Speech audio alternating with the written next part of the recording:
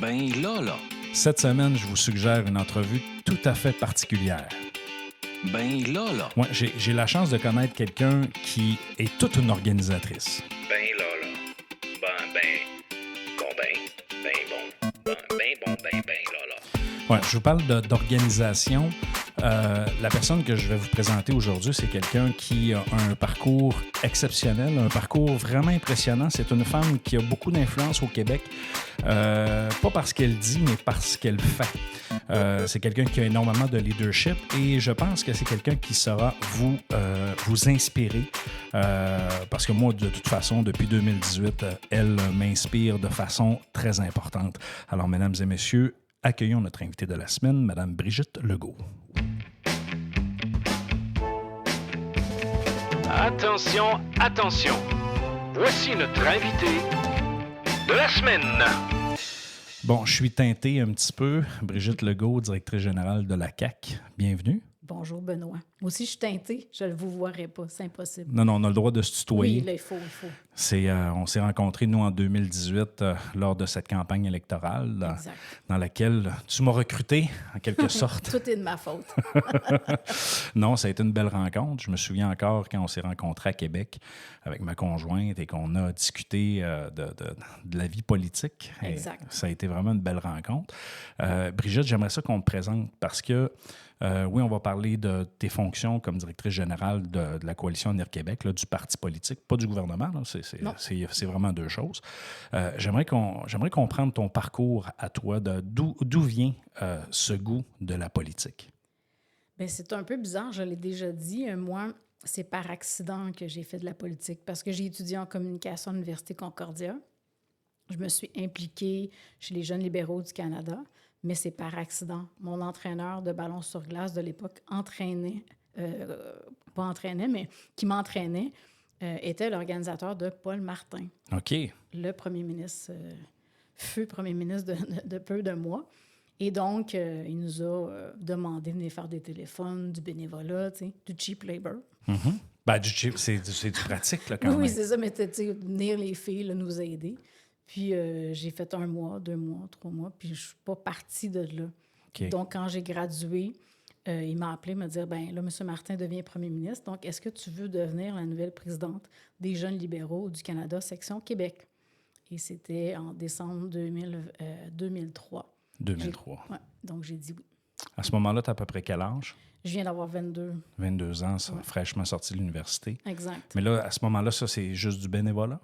Ben oui, c'était du bénévolat, mais il voulait que je fasse ça vraiment à temps plein. Donc, il m'a embauché en plus à la permanence du parti au Québec. Et donc, je faisais ça quasiment à temps plein, plus de l'organisation politique pour des associations libérales. OK. Par la suite, une fois que tu as fait cette expérience-là, quelle opportunité s'est présentée devant toi? Bien, en fait, j'ai été entourée de gens exceptionnels. C'est là que j'ai connu Jean Lapierre. Jean Lapierre était le lieutenant politique de M. Martin au Québec. Donc, on a voyagé ensemble. Il m'a apporté partout, dans tous les coins du Québec, faire ses fameux discours et ses envolées. Et donc, c'était quelqu'un qui aimait beaucoup partager des connaissances avec les jeunes, même si on se pétait la gueule, ça ne les dérangeait pas. Donc, tu sais, mentorer un groupe ou une jeune comme moi, c'était pas ce qui faisait peur. Et donc, on a beaucoup appris. En tout cas, moi, j'ai beaucoup appris avec M. Lapierre parce que, tu sais, c'était quelqu'un de direct, c'était quelqu'un qui... Tu ouvrais la caméra, il savait tout quoi dire. Il faisait des discours. C'était le même discours à chaque jour et à chaque soir, mais le monde applaudissait comme un humoriste à la même place. C'est quelqu'un qui avait un timing exceptionnel. C'était tout un orateur. Là. C'est pas pour rien qu'il a fait une carrière en communication. Oui, par puis la un suite. stratège aussi, parce qu'il savait venir les coups. Et quand moi, j'ai commencé à faire de la politique, bien, j'en ai fait quelques mois et rapidement, ça a dérapé au Parti libéral du Canada. Donc, il a fallu que j'apprenne à gérer tout ça aussi. Là. Moi, je suis présidente d'un aile jeunesse. On est très sur le terrain, on est occupé, on vend des cartes de membres, j'ai un exécutif hors pair, on grouille beaucoup, on dérange beaucoup.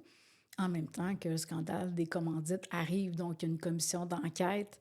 Et donc là, tu sais, tout ça arrive, mais nous, on ne se sent pas visé par ça nécessairement, mais par la bande, bien, la perception prend le dessus. Ça, la perception, justement, comment tu trouves que ça se passe, justement, avec les médias sur le plan de la perception? Surtout qu'il y a une bourde qui arrive, qui se présente, on dirait que les gens dissocient mal les intentions d'un parti puis ce qui s'est passé auprès du gouvernement. Oui, mais tu sais, on ne peut pas en vouloir aux gens. Tu sais, c'est sûr que c'est intrinsèque. Tu sais, moi, mon barème, c'est mon père. Quand j'appelle mon père, je lui demande qu'est-ce qu'il retient dans une journée. C'est là que je le sais si ça l'a collé ou pas. Donc, c'est mon sondage gratuit, qui est mon papa. Mais en même temps, il faut avoir la coin dure pour faire la politique parce que, tu sais, il ne faut pas s'arrêter à ça. Parce que quand on a la chance aussi d'être au gouvernement et de pouvoir faire des changements en profondeur, mais on n'aurait pas de changement au Québec ou au Canada si les partis politiques qui sont élus s'arrêtaient à la perception seulement. Non, ça, c'est sûr. Là, à ce moment-là, revenons un peu sur ton parcours. Tu es avec les jeunes libéraux, oui. Impliqués, tout ça. Quelle autre opportunité qui se présente devant toi? Bien, en fait, c'est la première fois que j'ai la chance de faire des médias. Donc, on était, je le dis encore, une aile jeunesse qui dérangeait beaucoup. Et donc, on a fait quelques trucs qui étaient, à l'époque, un peu innovateurs. On a pris pour le mariage gay, on a pris contre le bouclier antimissile. Je rappelle qu'on était au gouvernement, mais on était une aile jeunesse qui avait décidé de challenger un peu le gouvernement.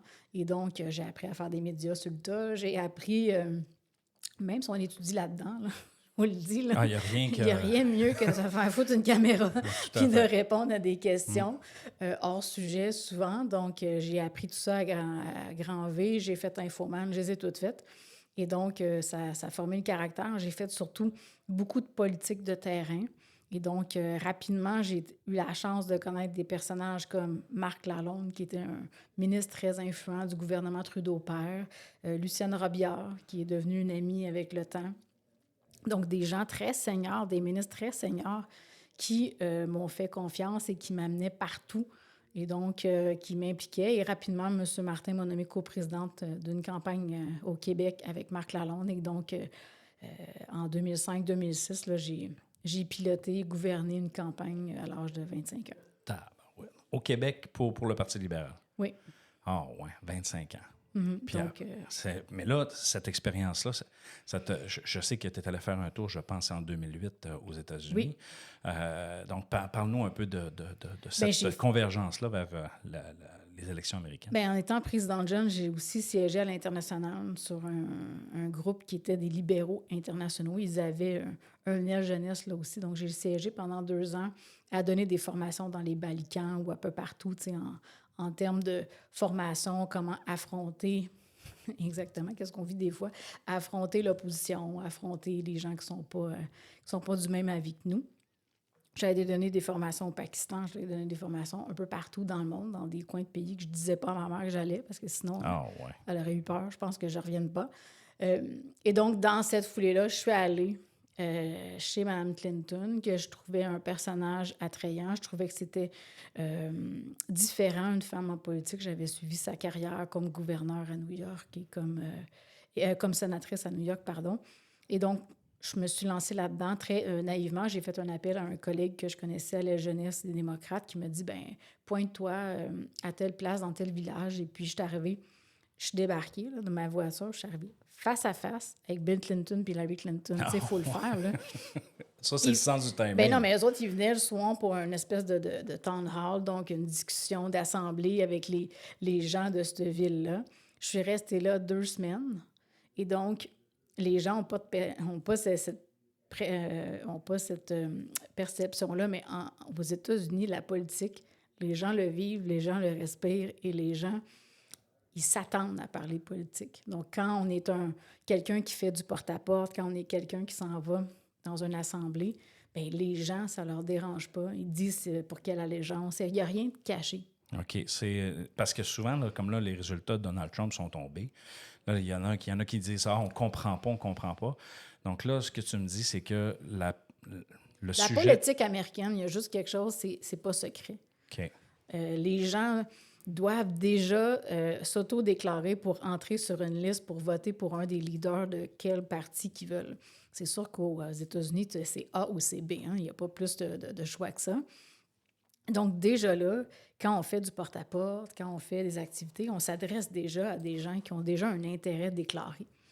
Puis les gens ne sont pas gênés, là. Ils mettent des pancartes sur leur terrain, s'affichent souvent sur les médias sociaux, etc.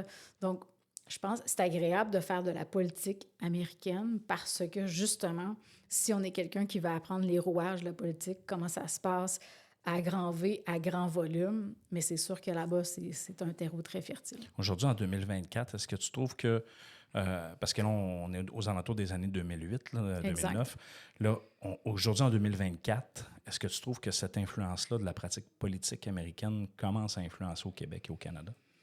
Bien, par la force des choses, là, parce que les médias sociaux sont un élément qui n'existait pas beaucoup en 2007 quand je suis allée faire la présidentielle pour Hillary. Et donc, c'est sûr que ça va plus vite. Les infos voyagent plus rapidement. Les modèles aussi, donc on peut rapidement savoir. Il y a plus de gens qui font de la partisanerie, qui sont publics, qui donnent leur opinion, qui parlent de stratégie. Fait que ça n'existait pas du tout avant. Et l'autre chose, c'est que les gens, ben, comme ma bébête à moi, il y en a d'autres dans le monde et donc on est capable, par des associations, de se parler, d'échanger sur les succès et échecs de tous et chacun. Et donc ça non plus, ça n'existait pas dans le temps. Ah, c'est intéressant. Donc là, les autres responsables de partis politiques, vous parlez, c'est ça que j'en comprends. Oui, parce que en fait, les technologies qu'on prend aujourd'hui, ben, tout le monde les a. Donc, c'est juste de savoir qu'est-ce qui fonctionne pas. Et puis, aux États-Unis, c'est une business d'1 milliard de dollars par candidat qui se présente à la présidentielle. OK. Fait que le plafond électoral, ça fait longtemps qu'il l'a dépassé au Québec. Les autres, le petit 100$, là... Ça fait longtemps qu'ils l'ont flobé en bon québécois. Est-ce que ça veut dire qu'aux États-Unis, c'est plus fort la poche qui l'emporte? Bien, je pense pas. Là. Je pense que, aux États-Unis, qu'est-ce qui mène? Oui, il y a de l'argent impliqué, mais il y a énormément de préparation sur le terrain. Les gens, les opérateurs qui sont là, ce sont des professionnels qui travaillent à l'année autour des gouverneurs, des représentants, des sénateurs. C'est une business en soi. Il y a énormément de fournisseurs qui font beaucoup d'argent avec ça. Et donc, est-ce que c'est au plus fort la poche? Bien, les gens qui ont de l'argent ont beaucoup d'influence, oui, effectivement. C'est bon. Là, on a parlé un peu de ton parcours là-dessus. Qu'est-ce qui t'a amené vers la CAQ? En fait, quand j'ai fini mon aventure au Parti libéral du Canada-Québec en 2011, j'avais travaillé pour M. Ignatif, je dirigeais sa campagne. Et à la suite de ce résultat-là, j'ai pris une pause et Jean Lapierre m'a dit « Ben, tu devrais rencontrer un gars qui s'appelle François Legault. » Moi, François Legault, la seule affaire que je me rappelais, c'était qu'il était impliqué au Parti québécois. Donc, j'ai pris des vacances et puis, bon, j'ai oublié ça. Et donc, quand je suis revenue, j'étais partie pas de téléphone cellulaire. Ah ouais, c'est possible, ça, pour une femme comme toi? C'est la dernière fois que j'ai fait ça. Et quand je suis revenue, j'avais plusieurs messages de M. Legault. Donc, il devait vraiment penser que je l'avais complètement ignoré. Je l'ai rappelé. Je suis allée le rencontrer à sa maison, à Outremont. Et je m'étais mis en tête que ça marche pas. Ben, voyons donc. Ouais, je me suis dit, je vais y aller, mais je vais m'astiner. Je vais tester la bébite.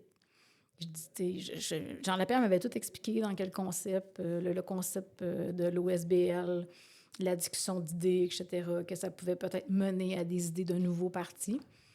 Mais vous savez comment c'est, la dynamique entre un libéral, moi je suis une libérale fédéraliste, j'arrivais d'Ottawa pendant 7 ans, et de M. Legault, je me disais, hey, là, je m'en vais là-bas, fait que c'est sûr que ça fait pas. Je vais essayer de faire casser quelque chose juste pour être bien sûr que si je me lance dans cette aventure-là, ça fonctionne. OK.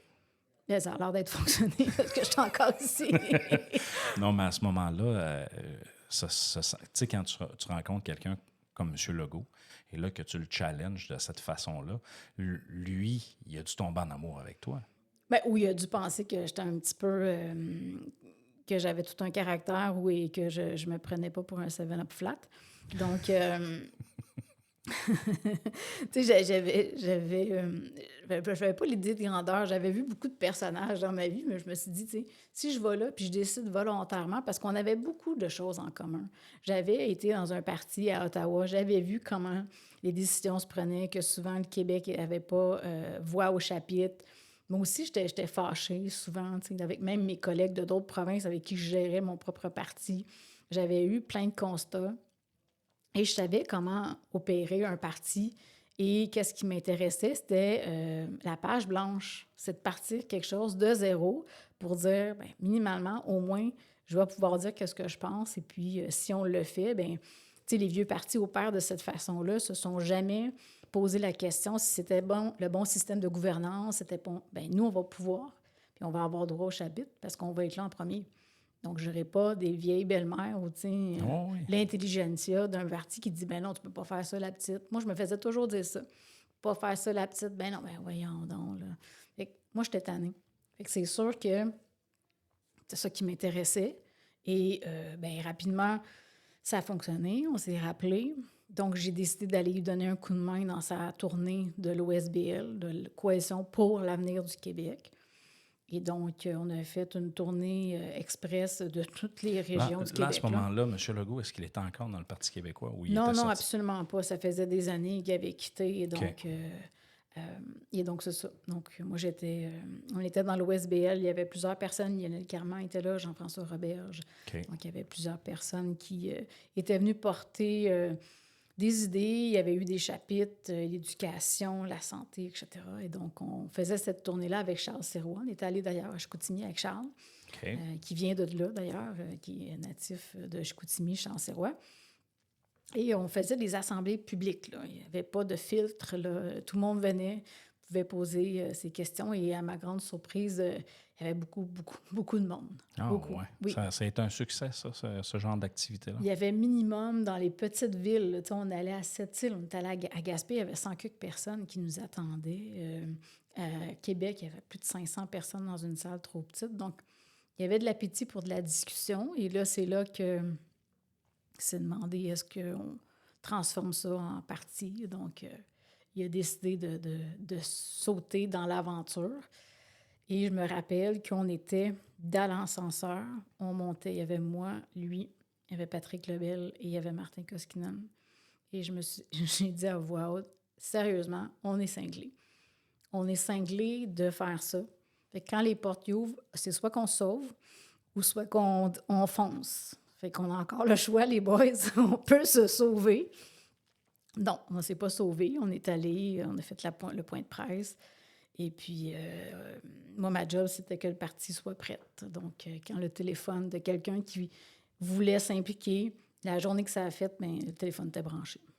Donc là, le parti de la CAQ voit le jour. 14 novembre 2011. 2011. Donc là, on est tout près de son Oui, anniversaire. exact. On est la veille de son anniversaire. Exact. Donc là, à partir du moment que toi, tu es engagé là-dedans, est-ce que tu commences tout de suite comme directrice générale de la Coalition de Québec? Non, ça a pris quelques temps. Il y avait mon prédécesseur, Patrick Lebel, qui était là, qui a débuté les activités.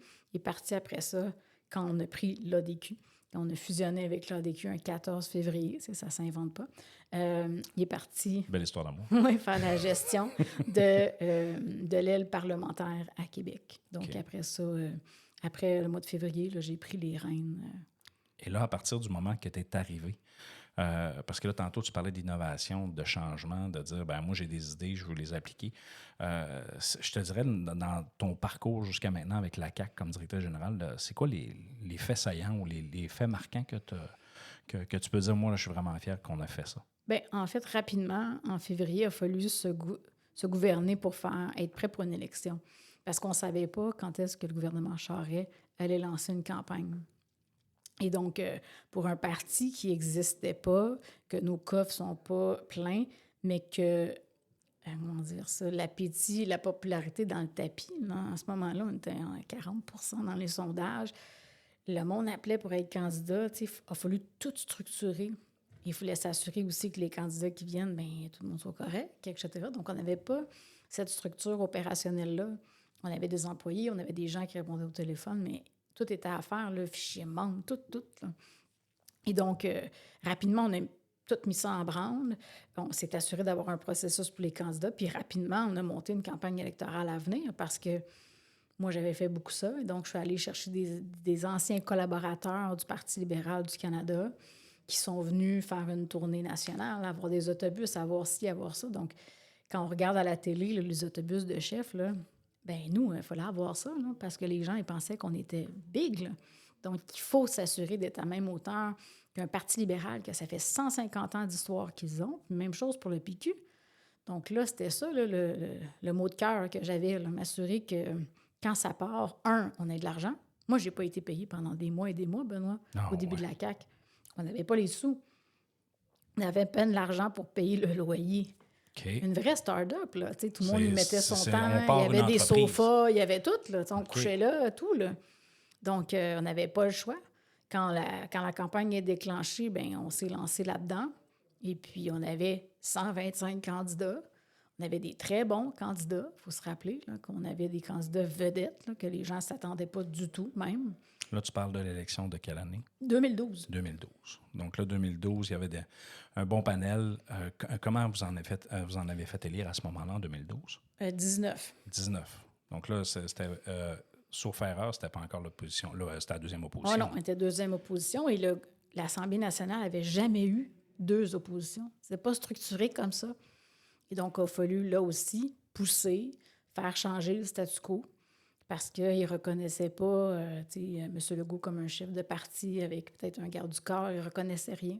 Donc, on s'est battu pour ça parce qu'on a quand même eu 19 députés, mais on a eu beaucoup plus au suffrage universel, donc en termes de pourcentage de vote. Et donc, tout ça nous a aidés à survivre. Mais il faut se rappeler que le régime du 100 $ avec Bernard Drinville est venu qu'en début 2013. Et donc, à partir de ce moment-là, on a pu un peu plus souffler un peu. Donc là, entre 2012 et 2018, il y a eu une autre élection. Oui, 2014. 2014. Cette élection-là, comment ça s'est... En fait, c'est quoi les résultats de 2014? C'était difficile. Ça a été difficile. Les gens, on avait beaucoup d'attentes envers nous-mêmes. On avait beaucoup d'attentes. Les gens avaient beaucoup d'attentes. Il y avait eu beaucoup de soubresauts au provincial. Tu sais, Mme Marois est arrivée, elle a quitté. Il y avait un gouvernement minoritaire à l'époque. Donc, on avait beaucoup d'espoir, mais malheureusement, on a fini avec une brigade de 21 députés. Donc, oui, quelques députés de plus, mais bon, comme on dit toujours, quand on fait une campagne, on y va pour gagner. C'est comme la Coupe Stanley. On ne dit pas au début qu'on n'ira pas faire les playoffs. Et donc, à la suite de ça, il a fallu quand même structurer, mais j'ai pris une pause d'1 an là, suite à ça parce que il y a 24 heures dans une journée. Combien ça fait dans une semaine? J'avais beaucoup de vacances accumulées, on va dire comme ça. Puis en plus, c'est une femme entière. Là. Moi, de ce que je connais de toi, tu es quelqu'un qui, quand tu fais quelque chose, tu le fais pas à moitié. Puis tu es exigeante. De ce que je comprends aussi, tu es aussi exigeante envers toi-même qu'envers les autres. Donc, oui, pas, ça doit... effectivement. Et donc, j'ai pris une pause d'1 an pour revenir en septembre 2015. Et c'est là que je me suis mis à travailler quasi à temps plein sur 2018, sur la campagne 2018. Avant de parler de 2018 et l'après, tu sais, sur le plan de l'organisation du parti, là, avant 2018, progression 19 à 21, tu sais, quand même une mobilisation qui est en progression, une popularité d'un parti. Comment est-ce qu'on gère ça? Parce que, tu sais, veux pas, tu fais partie de l'opposition pareil, t'es pas, tu sais, c'est pas évident, on tire tout le temps, dans le fond, on essaie tout le temps de trouver les failles, tout ça. Sur le plan de l'organisation politique, là, comment est-ce qu'on peut se préparer à dire, ben maintenant, on s'en va à la guerre, puis on remporte les élections en 2018? Bien, la bonne chose avec la politique, c'est que les gens qui en font, bien, c'est comme, comment dire ça, c'est comme un nouveau cycle, c'est comme aller au Super Bowl, tu sais.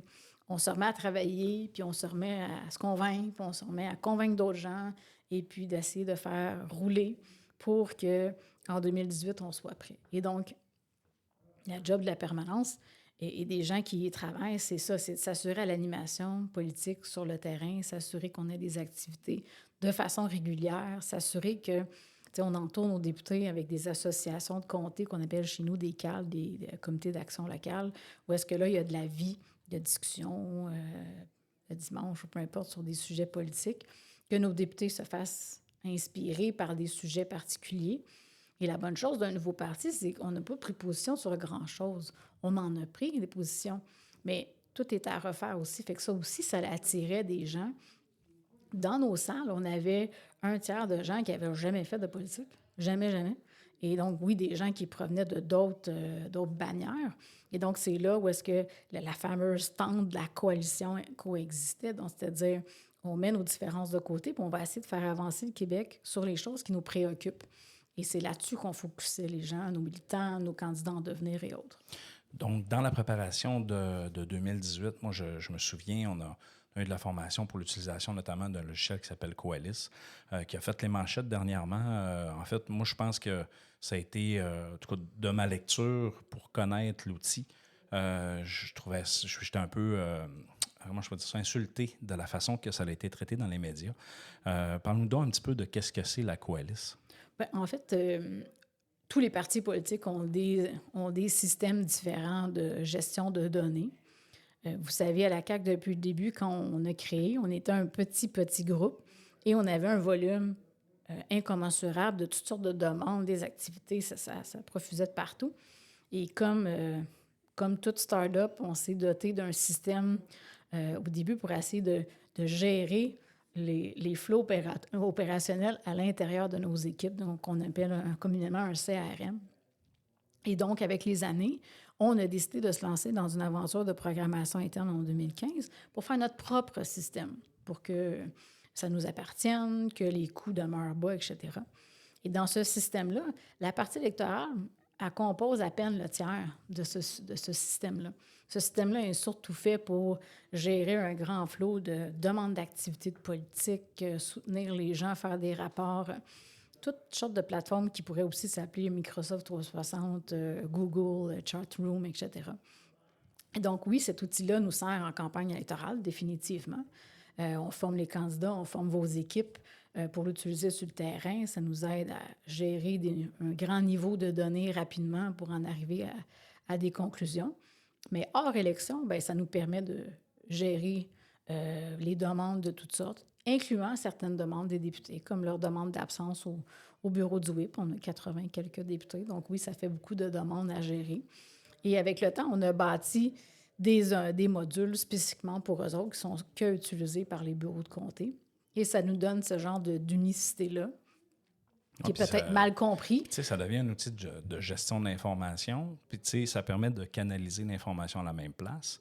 Ça facilite, d'avoir des niveaux. Ça facilite les processus, puis tu l'expliques bien. Puis ça, je trouve que c'est important parce que, tu sais, c'est une business de 125 bannières. En fait, quand je dis bannières, c'est comme si, mettons, on disait qu'on a des franchisés partout au Québec. On a 125 marchés dans lesquels on doit avoir un contact. Donc là, 125 fois, je sais pas moi, 100 demandes par comté, ça n'en fait à gérer. Donc là, je trouve que c'est brillant de la façon de l'utiliser.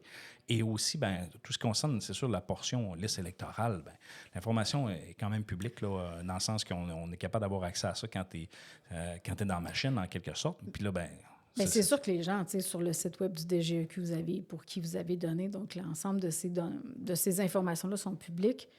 Mais tu sais, il y a une chose qui est sûre, c'est, je pense qu'il faut se ramener à la base. Là. La Coalis, ce n'est pas juste un outil, c'est un outil interne. Tu sais, pour les gens, comme je vous dis, trouver des comparables. Là, Microsoft 360 en est un. Là. Et donc, pour nous, cet outil-là va au-delà de juste de faire de la gestion électorale. Comme je dirais, là, la gestion électorale, c'est minime à l'intérieur de ce système-là. Au-delà de ça, la commissaire, elle pose des questions.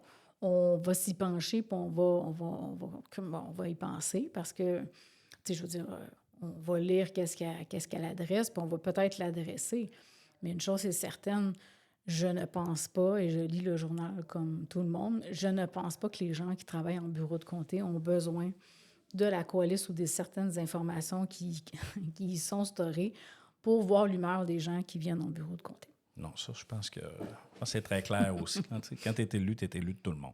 Oui, Brigitte, avant de parler de 2018, comment est-ce qu'on choisit un bon candidat à la CAQ? Comment ça marche? Parce que, tu sais, on entend investiture, ci, ça. Tu sais, dans le fond, quelqu'un qui s'intéresse à la CAQ dit, moi, là, mais je veux m'impliquer. En fait, je vais poser une question à deux volets. Quand tu veux être candidat aux élections, puis quand tu veux, par exemple, t'impliquer, parce que là, tantôt, tu parlais de ton parcours à l'aile jeunesse, puis je sais que pour la CAQ, notre aile jeunesse, je dis notre parce que je suis impliqué dans le parti, notre aile jeunesse est hyper dynamique. Donc là, quelqu'un qui s'intéresse à la politique puis qui est curieux de la CAQ, comment est-ce qu'il fait? Soit pour devenir candidat, qui sait, peut-être que quelqu'un nous écoute disant, moi, ça m'intéresserait pour les prochaines. Et dans le fond, ou préparé pourrait dire, moi, comme jeune, j'aimerais ça faire valoir ma voix. Bien, comme candidat, on a fait quelque chose que tous mes collègues dans les autres partis riaient de moi, mais maintenant, ils font tous la même chose. On a mis quand même un portail en ligne. Donc, premièrement, les gens ne connaissent pas, des fois, Benoît, des gens dans des partis politiques, mais tu t'intéresses à telle bannière pour toutes sortes de raisons, soit par valeur, soit par choix. Donc, les gens peuvent déposer leur CV. C'est comme ça qu'on a connu Marilyn Picard, la députée de Soulanges, ou d'autres députés. Donc, on prend ça. On y va par recrutement. Le parti s'est doté de règles qui sont un peu différentes de d'autres partis politiques. Oui, on aurait la possibilité de faire des investitures ouvertes, mais dans plusieurs cas, on a choisi d'y aller par recrutement, donc profil, s'assurer que le caucus ait de la diversité, que le caucus par région se complète et que les gens qu'on trouve sont hyper motivés. Et donc, souvent, c'est des approches sollicitées qu'on fait. Et on les fait d'avance parce que, bien, on s'est imposé avec le temps des cibles, comme le nombre de femmes, comme le nombre de gens qui proviennent de plusieurs régions, comme le nombre de gagnabilité dans les comtés qu'on veut. Et donc, je pense, c'est sûr que si on regarde le parcours de l'élection 2012 à l'élection 2022, mais on s'est nettement amélioré dans plusieurs de ces trucs-là. C'est bon. Donc là, pour les jeunes maintenant, eux autres, ils parlent à Aurélie. Mais ils ont plein de portes d'entrée. Pour vrai, ils sont hyper médias Non, parce qu'au sociaux. niveau collégial, tu sais, c'est un...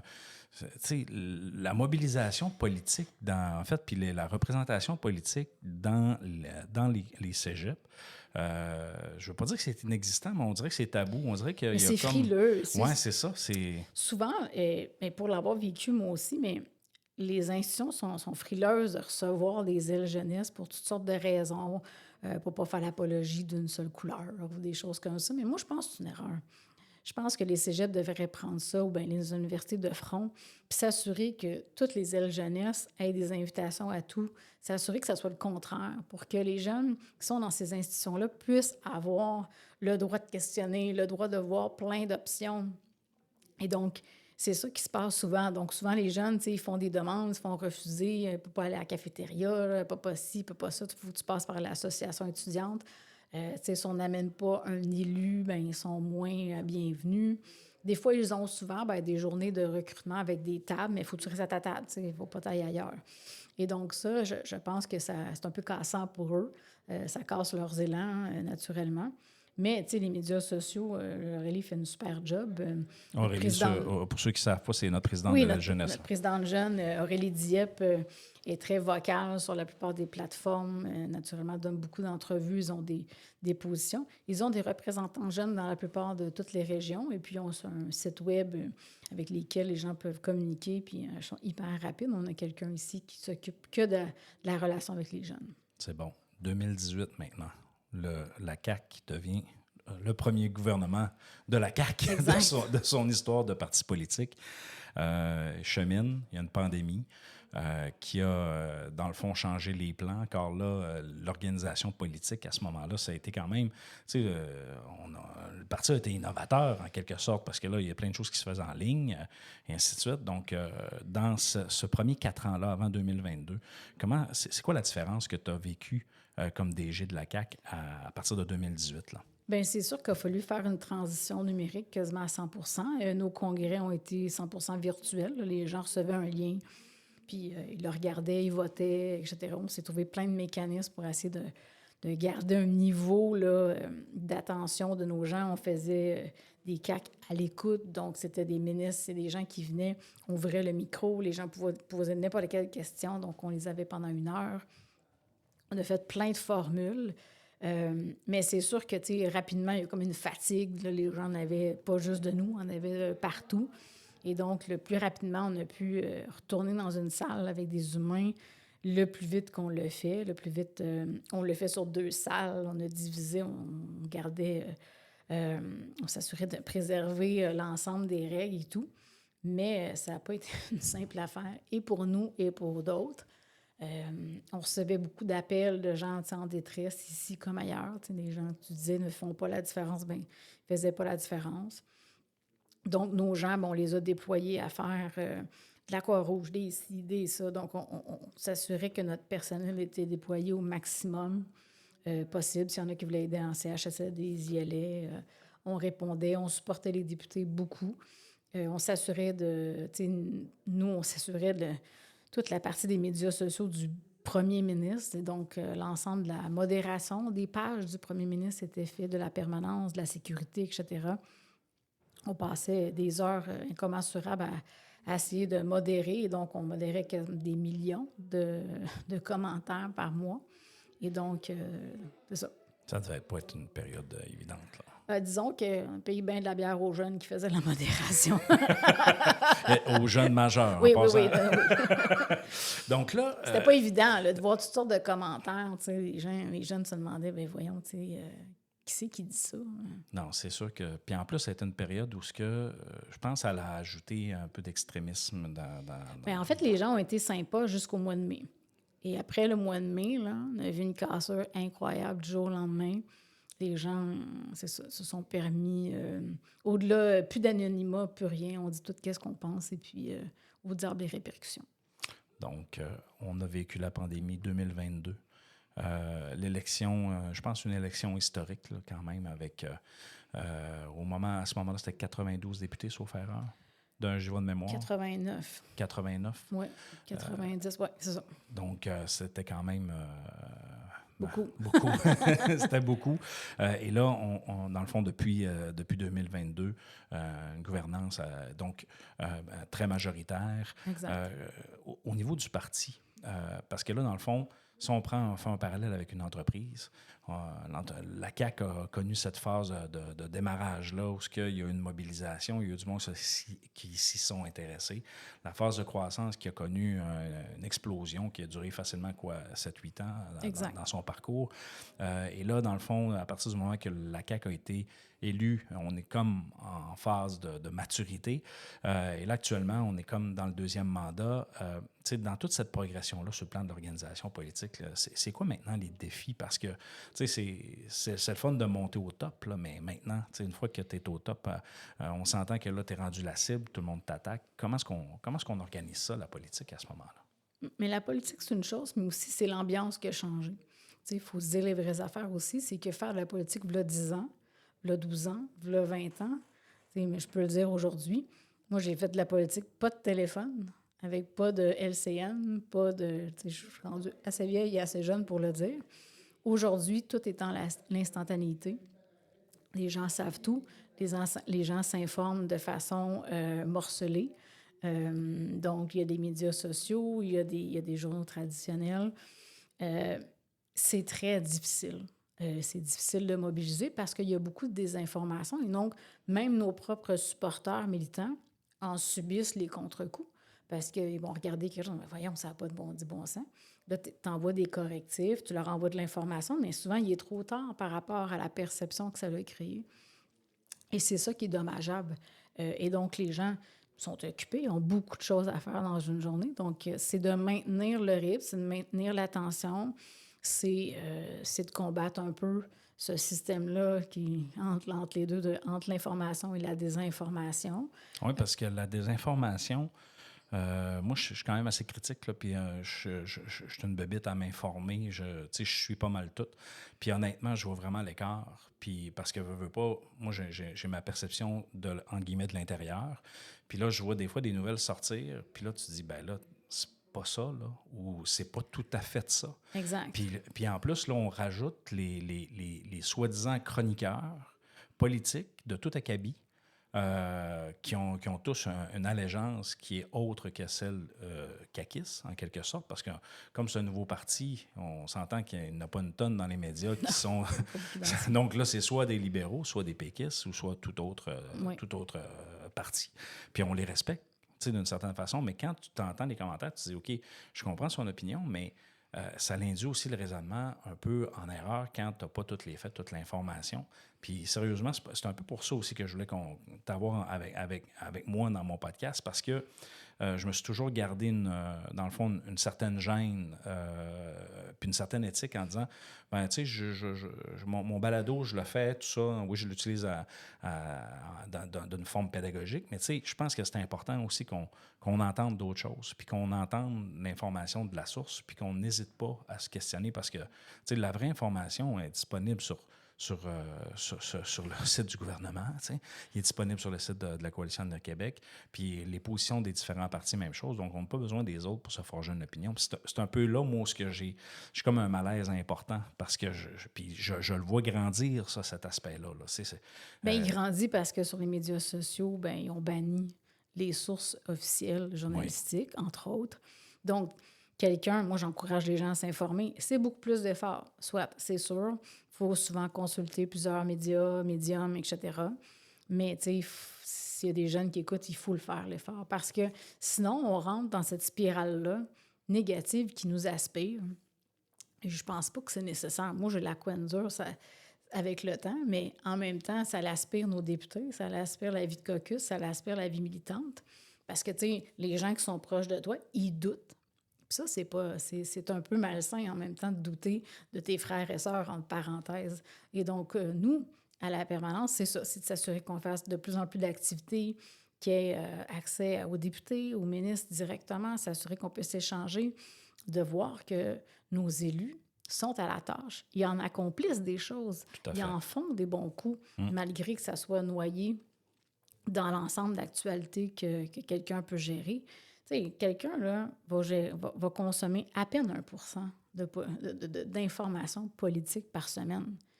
Tu sais, toi puis moi, c'est le 99%. Oui, c'est ça. Et donc, on ne peut pas demander aux gens, tu sais, de faire toute cette part des choses-là. Ça serait pas juste. Et donc, il faut faire une meilleure job de communiquer. Il faut s'assurer de communiquer nos bons coups, s'assurer de dire aux gens de faire la part des choses. C'est dur à entendre de dire, écoutez, là, faisons une vraie comparaison neutre. Là, vous allez mettre, t'es pas neutre. OK, mais on va prendre des sources neutres. Tu sais, X, Y, Z. Là, discutons après. Là, ça change souvent. Ça change souvent de discuter comme ça. Et donc, c'est ça. C'est de mettre plus d'activité au jeu, de s'assurer que nos militants, on les chouchoute beaucoup et qu'on se prépare et qu'on focus sur l'agenda électoral qui est à venir aussi, qui va arriver plus vite que prévu. Effectivement. Donc, Brigitte, fort intéressant cette discussion-là. Je te laisserai le mot de la fin. As-tu un fait marquant, parce que là, tantôt, je te parlais de fait marquant jusqu'en 2018, dans tout ça, dans toute ton expérience politique, puis quand je dis, parce que là, j'inclus ton expérience de travail ici avec la CAQ, c'est quoi que tu es le plus fier?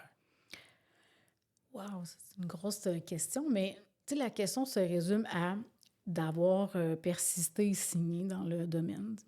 Donc, c'est pas... j'ai souvent été la seule fille, mais mon père, c'est un camionneur. Fait que j'ai été élevée avec des chauffeurs de truck, comme dirait mon père. Donc, j'ai la couenne dure.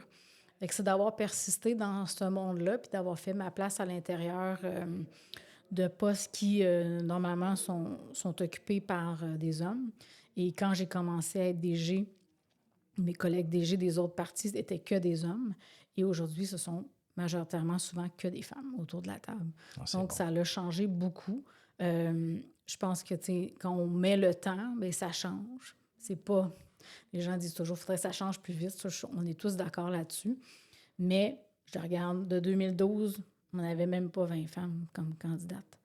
Et la dernière fois, on en a eu 55% de nos candidates qui étaient femmes. Et on en a fait élire assez pour dépasser le 40% à l'Assemblée nationale. Et donc, je pense que quand on met les efforts, puis qu'on focus, puis qu'on challenge aussi les collègues d'autres partis en termes humbles, et que ça donne des résultats. C'est ça que... C'est bon. Bien, Brigitte, merci d'avoir pris le temps. Merci, Benoît. C'est vraiment très apprécié de ce beau moment, cette belle rencontre-là. Alors, les amis, c'est ce qui complète cet épisode. J'espère que vous avez su vous informer, apprendre certaines choses, notamment sur ce qui concerne le travail politique et l'implication et tout ce qui en tire. Et n'oubliez pas, les amis, informez-vous comme il faut. C'est très important parce que c'est avec ça que vous allez être capable de prendre vos bonnes décisions, peu importe le parti aux prochaines élections, que ce soit fédéral, provincial, et même peut-être même juger en quelque sorte les élections américaines. Sur ce, les amis, il ne me reste qu'à vous dire ciao, ciao!